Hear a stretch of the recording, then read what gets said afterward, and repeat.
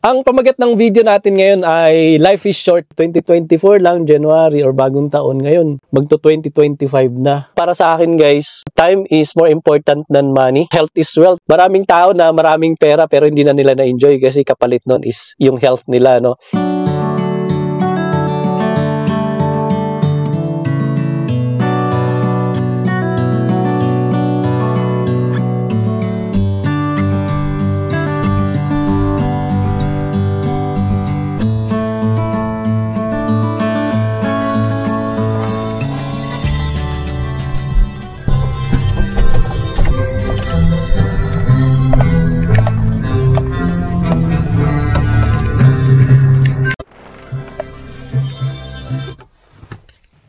Hello guys, kumusta po kayong lahat? Harry here from Pinoy Nomads. Andito po ako ngayon sa Upper Bidwell Park dito sa California. So ngayon po ay magbabagong taon na. Happy New Year. Sana maging masagana at manigong bagong taon po at mapayapa. Sana hindi po kayo maputukan ngayong New Year guys.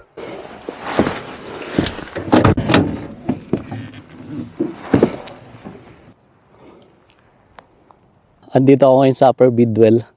So maglalakad-lakad lang guys kasi nainip ako sa bahay. 4 days kasi yung off ko. Check natin tong Upper Bidwell Park. Medyo umaambon guys. Maghapon yung cloudy weather.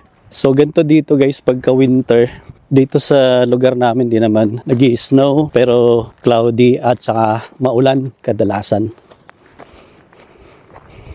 Alright guys, so dito may maliit na lake. Tapos magaganda yung trails dito. Explore Upper Bidwell Park Trails. Yeah, ang ganda dito guys. Super relaxing. Tapos ang dami nag-hike dito pagka maganda yung panahon. Punta tayo dito. Ito may tulay. Right. Itong bridge na to, minsan nag-fishing kami dito ni Utoy, nung anak ko. Tapos may mga ducks dito. Kawawa naman. Stork. Yeah, lalamig. Nandun yung mga duck, ewan ko kung makikita sa ng camera. Tapos yung building na yun, ano yun, gun range. Pero hindi ako dyan member. Doon ako sa gun range, doon sa malapit sa amin. Mga trails yan dyan guys. Masarap dito lalo na pag maganda yung panahon guys. Tapos guys, sa kabila nitong kalsada, turo ko sa inyo. Dyan banda. Golf course yan guys. Kung mahilig kayo mag-golf, ako kasi hindi. Hindi ko pa natatry mag-golf sa buong buhay ko. Yeah, golf course yan dyan. Malawak, maganda rin yung kanilang golf course. Okay, balik na tayo sa sasakyan guys kasi mambon. Baka masipunin na ako guys.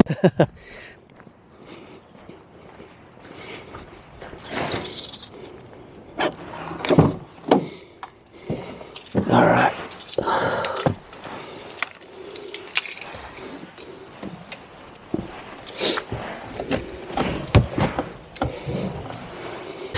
Alright guys, dito muna tayo kay Kai. Kasi maulan sa labas. Ambon pa lang naman pero may forecast ng malasang ulan dito mamaya. Basa pa yung lupa guys. So gusto ko sanang mag-hike ngayon kaso basa eh. By the way guys, may nakita ako itong steering wheel tray. Kasi halimbawa hindi ko pa na-open actually siya.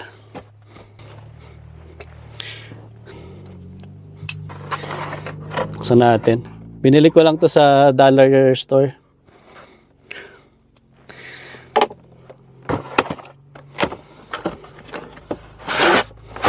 Yun. Matagal ko na itong nakikita sa mga nagba-van life eh. Paano ba to? Yan. Ayun.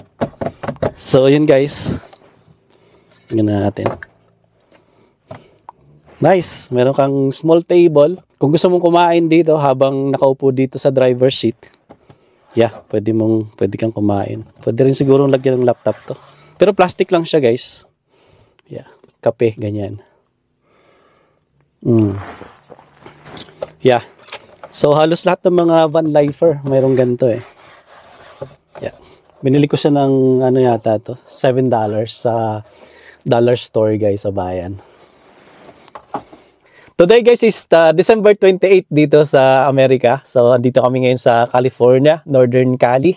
So, parang hinipan lang, guys, yung panahon, no? So, kaka 2024 lang, January or bagong taon ngayon. Magto 2025 na, which is parang hinangin lang talaga, no? Biglang lumipas lang yung isang taon. Nang ganun-ganun na lang, guys. So, ang video natin ngayon ay pinamagatan kong Life is Short, no?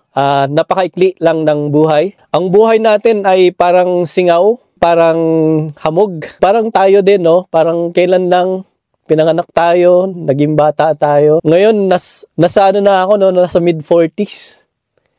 Parang wow, biglang ganun lang kabilis ang buhay. Tapos tatanda ka, kung tatanda ka man. Tapos yun, mamamatay ka, no? Yung pamilya mo, mamimiss ka sa una. And then eventually, hindi ka na mamimiss, no? Parang yung mga next generations, hindi ka nakilala. Mga gano'n, no? So, ganun yung buhay, guys. So, this year, mayroon akong kasama sa work na namatay siya, no? Bata pa siya, nasa 39 years old lang. Sobrang mas bata sa akin. Doon siya sa dating unit ko, Med-Surg South Wing. Namatay siya of heart attack. So, nag-duty pa siya tapos parang masama yung pakiramdam niya. So, ang ginawa niya umuwi. Doon na yata sa inabot sa bahay nila. So, namatay siya. Napakabata pa.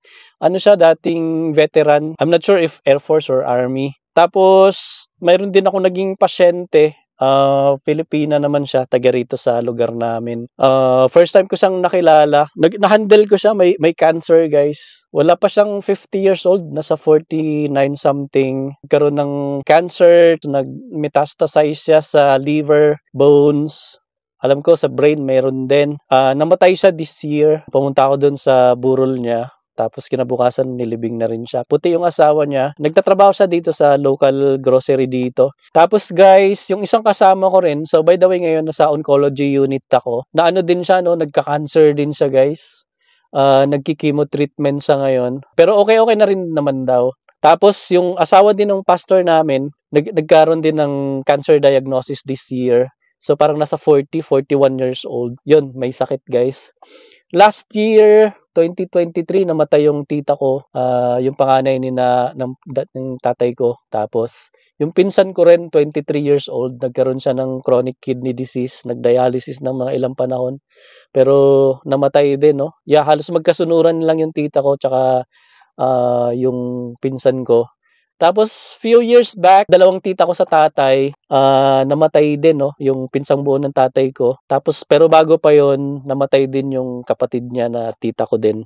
Retired teacher silang pareho. Life is short talaga. Parang ano lang tayo, parang hangin lang na lilipas sa mundong ito, no? Para tayong dahon. Green na green, masigla, tapos biglang matutuyo at malalanta at malalaglag sa lupa or matatapos na yung buhay natin. So, ganun lang kabilis. So, life is really short. So, sabi nga nila dito sa Amerika, guys, two things are sure in the US. Death, number one. As it is appointed unto men once to die.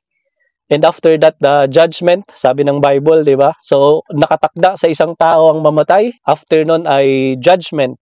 Ang ikalawang bagay na sure dito, guys, ay yung taxes. Walang nakakatakas dito no, sa taxes ng government. Which is funny, pero totoo. Maliban lang siguro kung yung mga illegal na pumapasok dito, so nagwo-work under the table, ganyan-ganyan. So, hindi nagbabayad ng taxes. Pero kasi kung bumili ka sa groceries, mayroong sales tax, magpagas ka, lahat ng binibili mo rito, hindi ka exempt sa tax. Mahirap mayaman, talagang hindi makakatakas sa kamatayan. So, tingnan nyo si Steve Jobs. So, namatay siya, parang nasa $7 billion yata yung pera niya, guys. Pero hindi niya nadala sa, di ba, sa hukay. Sina Michael Jackson, napakayayaman. Mga sikat celebrity nung namatay, wala. Lahat tayo, guys, mamamatay, mahirap, mayaman, kung ano man yung status natin in life, ano man yung achievements natin in life, doon tayo equal, no? Lahat tayo mamamatay. Ang dilim na, guys. Anong oras pa lang? Parang mga 3 p.m. pa lang. Mabilis dumilim, guys, pagka winter. Tapos medyo cloudy pa ngayon. So para sa akin, as I was meditating, reflecting yung itong ano ngayon nagdaang taon, knowing that pumapatak yung metro natin, no, yung buhay natin hindi pahaba kundi paiksi, no? We're running out of time. Talagang akala mo marami ka pang pwedeng gawin sa mundo pero hindi mo hawak ngayong buhay mo. Life is uncertain. Naisip ko to live life without regrets. Kung ano yung mga goals in life mo as the Lord wants you to do, the will of God for you, gawin mo yun, no? Sa araw-araw ng buhay ko. So, I make sure I'm closer to God. I pray, I read His scripture, I meditate. Yung mga mahal ko sa buhay, guys, ay talagang tinetreasure ko, like my wife, kids. I gave time to them, no? So hindi ako puro trabaho lang, no? So I'm working 3-12 hours tapos the rest nun, guys, ay family time. Yan kay Mrs. tsaka sa mga bata. Kasi inisip ko yung mga bata. Feeling ko mga ilang panahon na lang talaga kasi medyo mga adults na yung mga anak ko, although bata pa rin naman sila para sa amin. Pero isang araw mag-aasawa na sila, magpapamilya na sila, and then kami na lang ni Mrs. empty nester na kami. So, I'm making most of my time with my kids. Kaya, kasi pag nag-move out na sila, wala, kami na lang ni Mrs. ulit. Which is yan yung cycle of life. Talagang yan yung natin, destiny. Hindi ako nagpipick up ng shift, guys. Although very tempting kasi pag yung cash shift dito, guys, sa California, time and a half yun, no? You will make more on overtime than yung regular hours. Sabi nga nung kasama ko na OT ng OT, halos 6 days a week sa nagwo-work. Pagka na-experience mong mag-overtime, yung regular paycheck mo, hindi mo na ma-appreciate kasi sobrang mas malaki yung bayad sa overtime, no? Lalong-lalo na dito sa California. Tapos may mga cash bonuses pa ngayon, no? Parang yung cash bonus namin ngayon is 400 per shift at the top pa nung time and a half na ibabayad sa'yo sa overtime pay. So, grabing laki, no? Tapos, nung pandemic, mas malaki pa, no? $800, $1,000, $1,200, mga ganyan. Pero, ngayon medyo bumaba. Still, malaking pera pa rin yun, guys. Pero kasi, feeling ko, para sa akin, guys, time is more important than money. Yung quality time ko sa mga anak ko, sa misis ko, hindi mababayaran ng pera yun, no? So, kahit naman, no? Kahit 3 times a week lang ako mag-work, sapat naman, no? Hindi naman kami nagkukulang. So, may sobra pa. Nakakatulong pa sa iba, nakapag-invest pa. Okay na yun muna sa panahon ngayon, no? Tama na yung gano'n kasi pag nasobrang ka rin ng trabaho, ma-overwork ka, ma-burnout ka, may stress out ka, magkasakit ka pa, ay mas malaking health is wealth, 'di ba? Mas importante yung mental well-being mo, yung psychological well-being mo kasi syempre pag lagi kang nagtatrabaho, lalo ako kami, no? Night shift. So, kung hindi rin enough yung pahinga mo tsaka tulog, anin mo yung pera, guys, no? Maraming tao na maraming pera pero hindi na nila na-enjoy kasi kapalit nun is yung health nila, no? Maganda rin maraming pera pero kung yung existence mo, guys, ay para lang kumita ng pera, it's meaningless, di ba? Sabi nga ni Solomon, siya yung pinakamatalinong tao sa buong mundo, the wisest person ever lived kasi binigyan siya ng wisdom ni God, no? Kaya nakapagsulat siya ng Proverbs, ng Ecclesiastes, ng Songs of Solomon. So makikita yung wisdom ni lahat ng karamihan ng mga hari, marami pupunta sa kanya to ask for wisdom, no? Tapos siya din yung pinakamayaman during that time. Marami siyang ari-arian kasi yun yung peak, 'di ba? Kasi nung time ni David, yung tatay niya, puro puro conquering or war. Tapos nung naipasa na sa kanya yung kaharian ng Israel, guys. So yun na talaga nasa peak ng riches ang bansang Israel, no? Tapos si Solomon yung king. So talagang siya, no? Nagkamal siya ng maraming ari-arian, no? Magagandang mga kabayo. So sa ngayon mga mga magagandang cars, mga ganon, kabayo pa nung time na yon. May temple na pinagawa, siyang nagtayo ng temple, mayroon siyang malaking bahay, properties, ganyan. So sa kanya na lahat. Tapos ang dami niyang asawa, no? 1,000 lahat, no? 300 wives, tsaka 700 concubines. At karamihan nun, mga prinsesa pa ng iba-ibang mga bansa, guys, or ng mga ibang kaharian. Pero sabi niya, vanity of all vanities.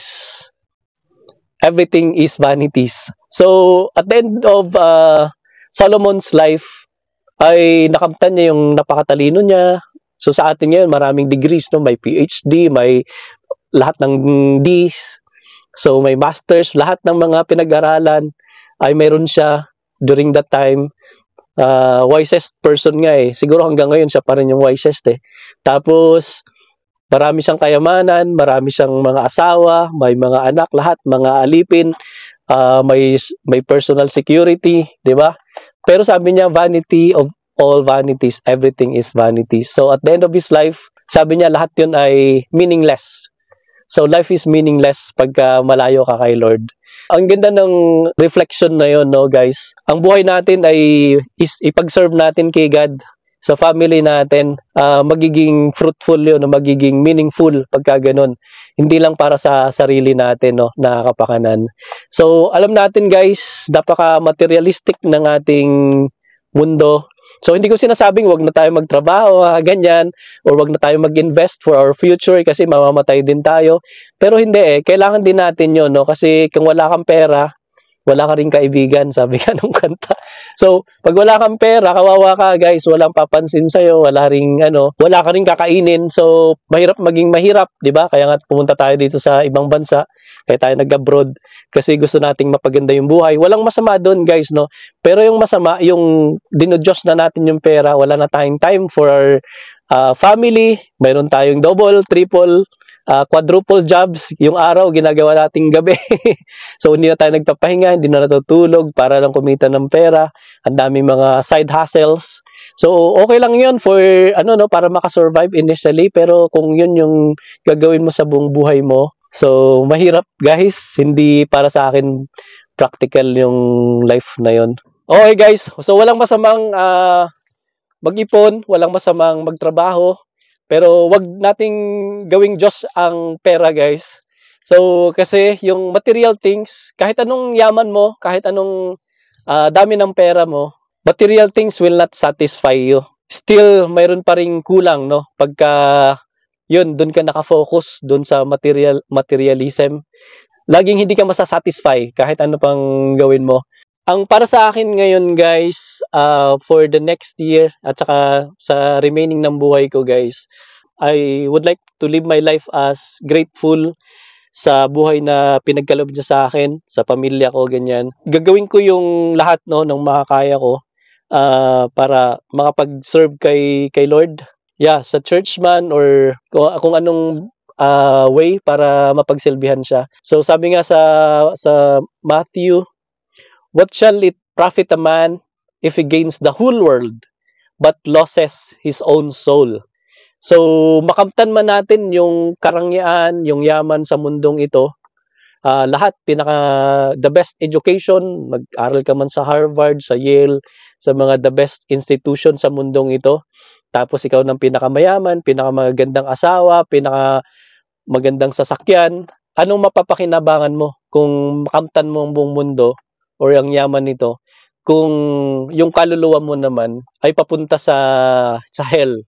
Or kung Christian ka man, alam mo papunta ka sa langit, pero yung life mo were wasted dahil sa pagpupursu ng materialism, no? So maraming Christians hindi na nakakapunta sa church, hindi na nakakapag-pray, wala nang devotion, hindi na nakipag-usap kay God. Wala na ring time sa family, sa ministry. Naubos yung oras, yung panahon, no, sa pagkita ng pera.